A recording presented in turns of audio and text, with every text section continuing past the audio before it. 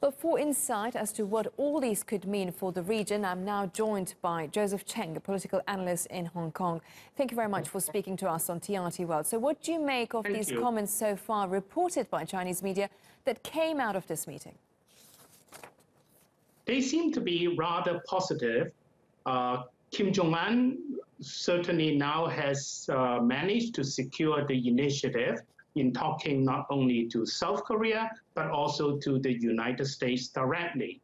Having secured this favorable position, he would like to involve Beijing. Beijing's backing certainly is important for him, for Pyongyang in the negotiations. At the same time, Beijing would like to get involved. There's a concern on the part of Beijing that it may be marginalized. And this explains exactly why it immediately briefs the United States as well as South Korea after the secret meeting. And certainly now China is sending its Politburo member, the only diplomat on the Politburo, to South Korea to have further detailed discussion with President Moon. And how strong do you see China's position here?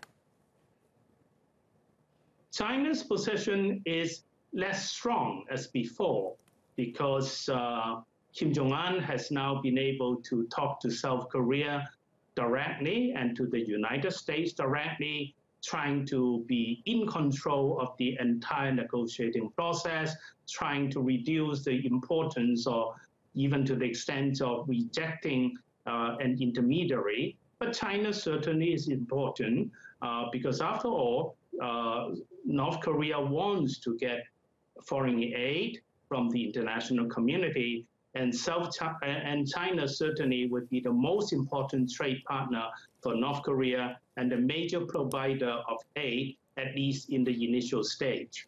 And I mean, given how extremely strained relations have been with North Korea, do you think this will be just a symbolic visit, or will things really change in the region towards peace process? Well, I think all parties concerned now accept that negotiation is the proper way to deal with the denuclearization of the Korean Peninsula. And all parties concerned are ready to give up rhetoric for the time being.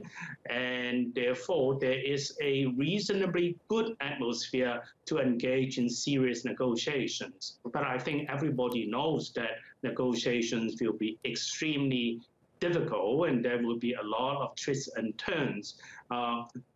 North Korea has indicated that it is willing to give up nuclear weapons, but when will it give up nuclear weapons and in return for what?